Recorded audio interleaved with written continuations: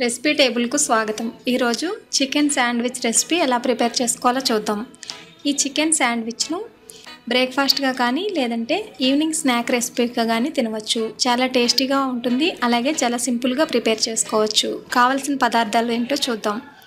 Bread slices 8, boneless chicken 1/2 kg, అల్లం వెల్లుల్లి paste 1 table spoon, salt రుచికి సరిపడినంత, మయోనైజ్ 3 టేబుల్ స్పూన్స్, మిరియాల పొడి 1/2 table spoon, olive oil 3 table spoons, chilli sauce 1/2 table spoon, tomato sauce 1/2 table spoon, పచ్చిమిర్చి 3 సన్నగా cut చేసుకోండి, బెంగళూరు మిర్చి 1, టమాటా 1 చక్రాలాగా కట్ చేసుకోండి, కొత్తిమీర గార్నిష్ చేసుకోవడానికి 1 కప్పు. ముందుగా ఎలా ప్రిపేర్ చేసుకోవాలో చూద్దాం.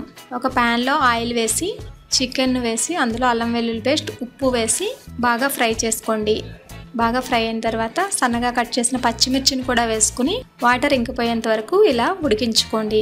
ఇలా ఉడికిన తర్వాత ఈ మిశ్రమాన్ని మిక్సీ జార్లో కానీ బ్లెండర్లో కానీ వేసి మెత్తగా పేస్ట్ చేసుకుని ఒక పక్కన పెట్టుకోండి. ఇప్పుడు ఒక బౌల్లో మయోనైజ్ వేసి అందులో మిరియాల పొడి అలాగే కొంచెం ఉప్పు వీటిని వేసి బాగా మిక్స్ చేసుకోండి. ఉప్పు, మిరియాల పొడి, మయోనైజ్ బాగా కలిసిన తర్వాత మనం ఉడికించి పేస్ట్ చేసి ఉంచుకున్న చికెన్ని వేసి అందులో కొంచెం చిల్లీ సాస్ను యాడ్ చేసుకోండి. చిల్లీ సాస్ వలన స్పైసీగా ఉంటుంది. స్పైసీనెస్ అవసరం లేకపోతే యాడ్ చేయక్కర్లేదు. ఇప్పుడు 1 టేబుల్ స్పూన్ ఆలివ్ ఆయిల్ వేసి బాగా మిక్స్ చేసుకోండి.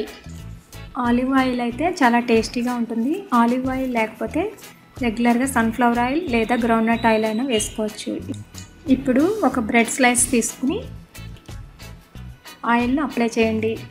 2 వైపులా ఆయిల్ అప్లై చేసిన తర్వాత మనం సిద్ధం చేసుకున్న చికెన్ మిశ్రమాన్ని 1 స్పూన్ తీసుకుని మొత్తం బ్రెడ్ స్లైసెస్ అంతా పట్టించిన తర్వాత చక్రాలుగా కట్ చేసుకున్న టమాటాలను పెట్టుకోండి.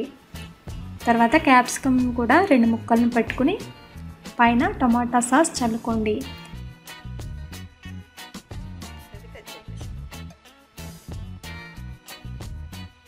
తర్వాత కొంచెం కొత్తిమీరతో గార్నిష్ చేసుకోండి.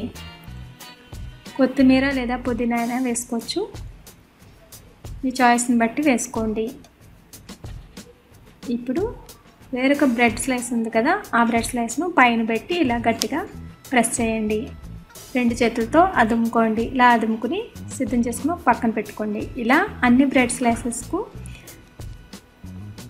ఈ చికెన్ మిశ్రమాన్ని పట్టించి వీటిని ఓవెన్లో లేదా ప్యాన్లో ఫ్రై చేసుకోవడానికి సిద్ధంగా ఉంచుకోండి. క్యాప్సికమ్ లేదా ఆనియన్ లేదా టమాటో, క్యాబేజ్ ఇలా ఏ వెజిటబుల్ అయినా వాడచ్చు.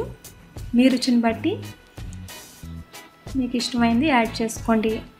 ఇలా సిద్ధం చేసుకున్న బ్రెడ్ స్లైసెస్ను ఓవెన్ను 180 degreesలో ప్రీహీట్ చేసి హీట్ అయిన తర్వాత ఒక 5 నిమిషాల పాటు హీట్ చేయండి.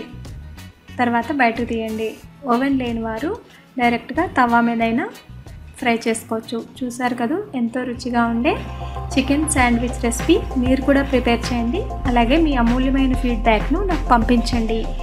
టెక్స్ట్ రెసిపీస్ కోసం రెసిపీటేబుల్.netను చూడగలరు. ధన్యవాదములు.